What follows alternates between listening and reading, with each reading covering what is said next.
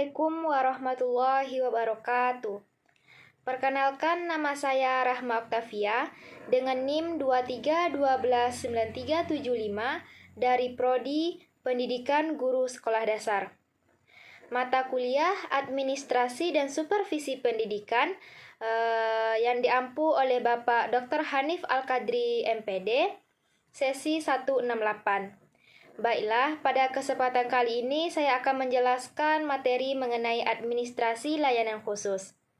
Baik, langsung saja.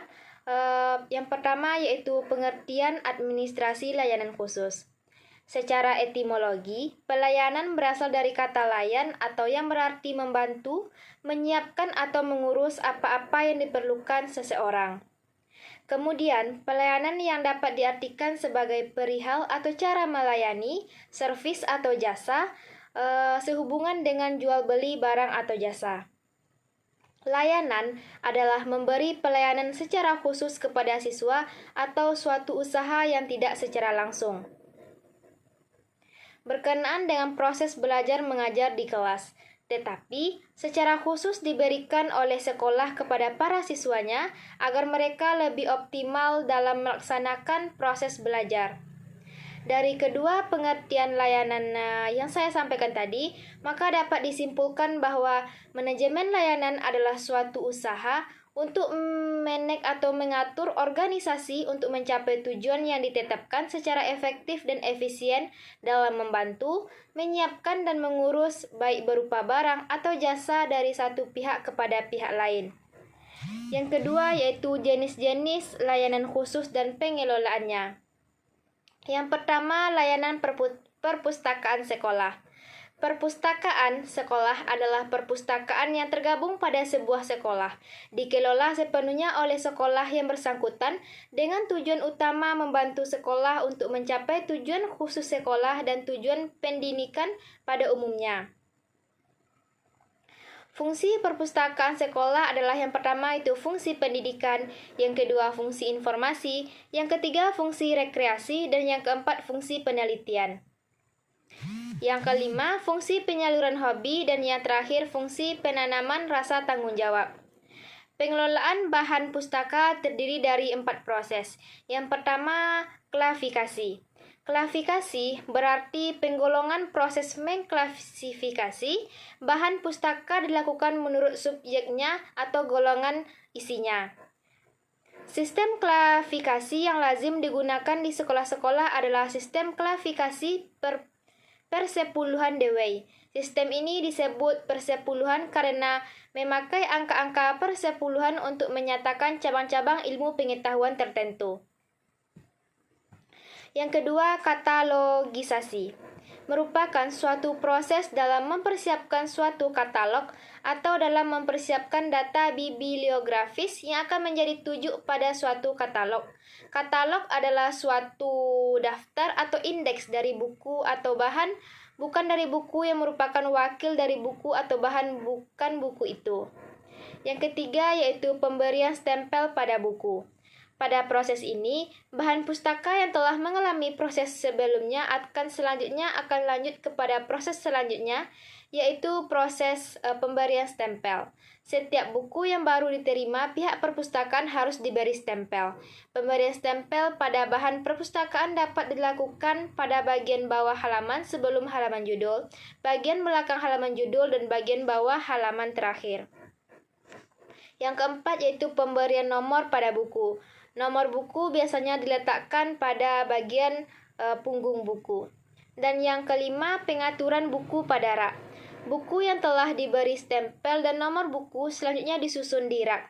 Buku tersebut harus disusun menurut golongan dan nomor buku sehingga pengunjung akan lebih mudah dan praktis menemukan buku yang diperlukan. Selanjutnya, layanan laboratorium.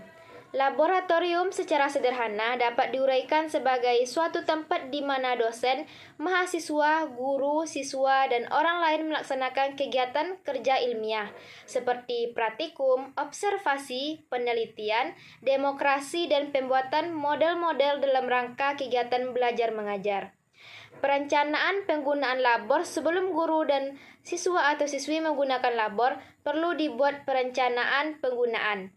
Laboratorium dapat dibedakan atas beberapa jenis. Jenis-jenis laboratorium tersebut biasanya disesuaikan dengan bidang studi atau kelompok bidang studi tertentu. Jenis laboratorium tersebut antara lain menurut bidang studi, misalnya laboratorium kimia, fisika, PMP, dan sebagainya. Menurut kelompok bidang studi, misalnya laboratorium IPS dan IPA. Untuk bidang ilmu teknik, labor dapat diartikan sebagai workshop atau bengkel kerja. Rencana penggunaan labor minimal memperhatikan hal-hal berikut. Yang pertama, jenis labor yang akan digunakan. Dan yang kedua, siswa atau pihak yang akan menggunakannya. Yang ketiga, waktu yang tersedia. Yang keempat, peralatan yang ada.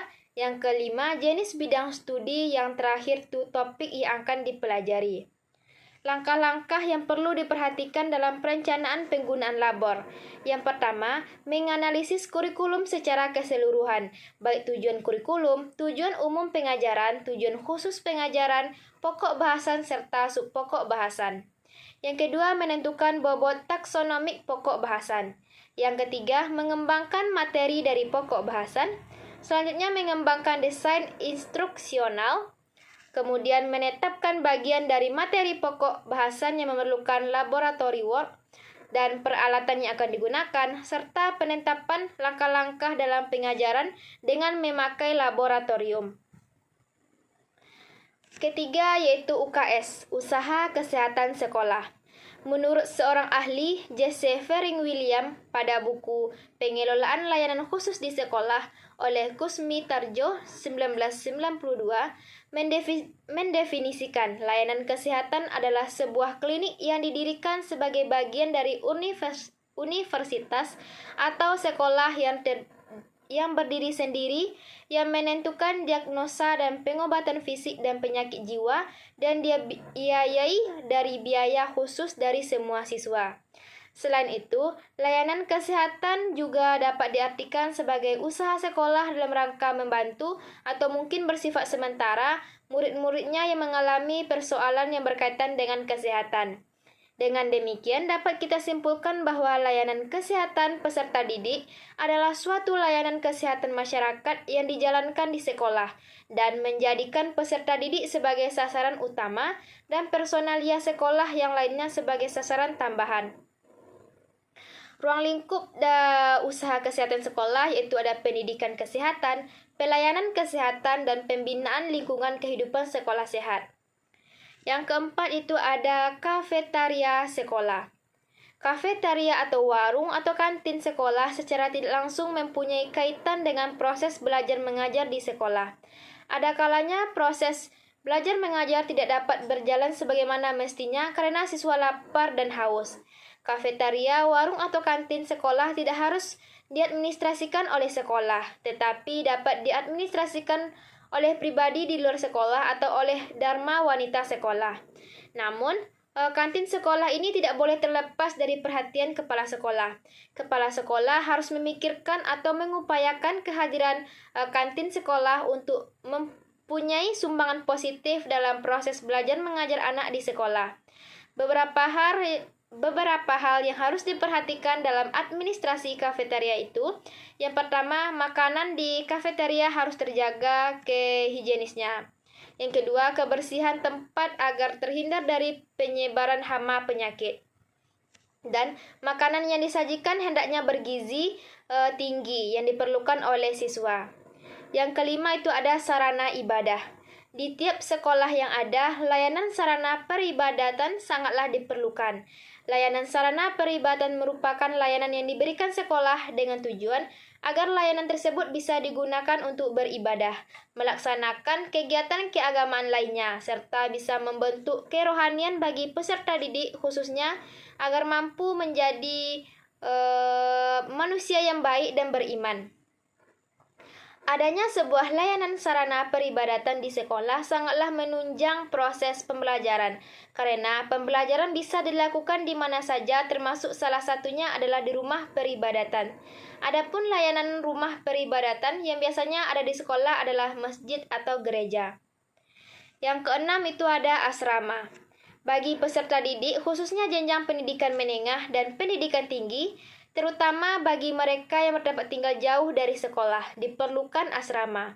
Selain bermanfaat untuk peserta didik, asrama juga bermanfaat bagi para pendidik dan petugas asrama tersebut. Manfaat dari layanan asrama sekolah adalah yang pertama, tugas sekolah dapat dikerjakan dengan cepat dan optimal terutama jika berbentuk tugas kelompok. Selanjutnya, sikap dan tingkah laku dari peserta didik dapat diawasi oleh petugas asrama dan para pendidik. Selanjutnya, jika di antara peserta didik mengalami kesulitan, misalnya kiriman orang tua terlambat, dapat saling membantu. Dan yang keempat, dapat meringankan kecemasan dari orang tua terhadap putra-putrinya. Dan yang terakhir, merupakan salah satu cara untuk mengendalikan tingkah laku remaja yang kurang baik. Yang ketujuh, yaitu ada kooperasi. Kooperasi berasal dari perkataan CO dan operation, yang mengandung arti kerjasama untuk mencapai tujuan. Oleh sebab itu, definisi kooperasi yaitu kooperasi adalah suatu perkumpulan yang beranggotakan orang-orang atau badan-badan yang memberikan masuk dan keluar sebagai anggota dengan bekerjasama secara kekeluargaan menjalankan usaha untuk mempertinggi kesejahteraan jasmaniah para anggotanya. Unsur-unsurnya yaitu perkumpulan koperasi bukan merupakan perkumpulan modal atau bukan akumulasi modal, akan tetapi persekutuan sosial. Sukarela untuk menjadi anggota, netral terhadap aliran dan agama. Dan yang terakhir, tujuannya mempertinggi kesejahteraan jasmaniah anggota-anggota dengan kerjasama secara kekeluargaan. Layanan kooperasi mendidik para peserta didik untuk dapat berwirausaha. Hal ini sangat membantu peserta didik di kehidupan yang akan datang.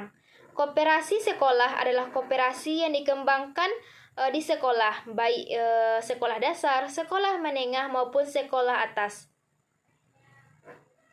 Koperasi peserta didik atau biasa disebut dengan koperasi siswa atau KOPSIS adalah koperasi yang ada di sekolah tetapi pengelolaannya adalah oleh peserta didik. Kedudukan guru di dalam KOPSIS adalah sebagai pembimbing saja. Sarana transportasi bagi peserta didik merupakan sarana penunjang untuk kelancaran proses belajar mengajar. Peserta didik akan merasa aman dan dapat masuk atau pulang dengan waktu yang tepat. Transportasi yang diperlukan terutama bagi peserta didik di tingkat prasekolah dan sekolah dasar. Penyelenggaraan transportasi sebaiknya dilaksanakan oleh sekolah yang bersangkutan atau pihak swasta.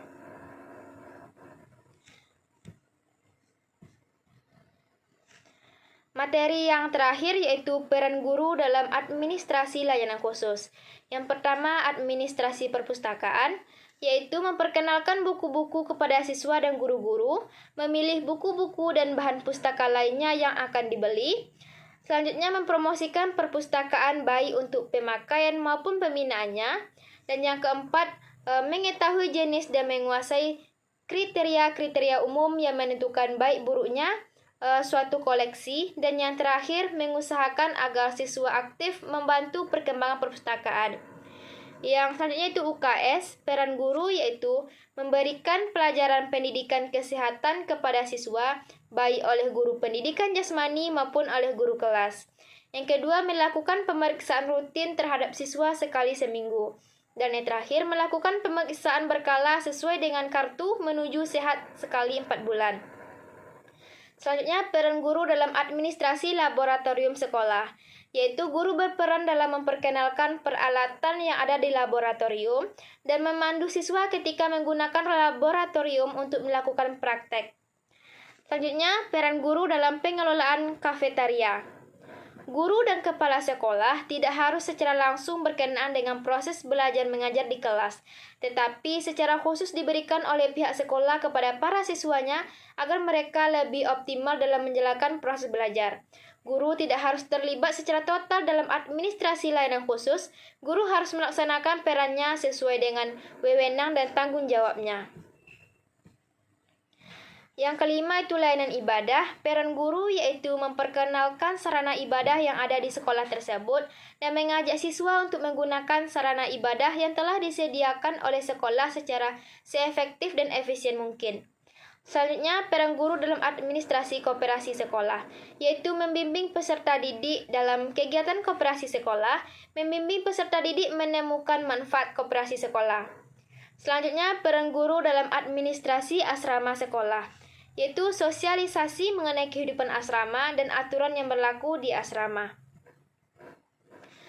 Baik, kesimpulan yang kita dapatkan dari materi yang saya jelaskan tadi yaitu pelayanan khusus diselenggarakan di sekolah dengan maksud untuk memperlancar pelaksanaan pengajaran dalam rangka pencapaian tujuan pendidikan di sekolah. Manajemen layanan khusus adalah suatu proses kegiatan memberikan pelayanan kebutuhan kepada peserta didik untuk menunjang kegiatan pembelajaran agar tujuan pendidikan bisa tercapai secara efektif dan efisien.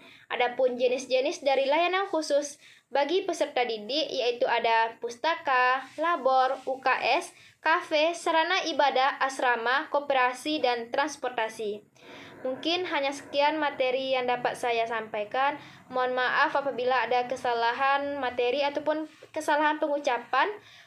Saya minta maaf sebesar-besarnya. Saya akhiri, wabillahi taufiq wal hidayah. Assalamualaikum warahmatullahi wabarakatuh.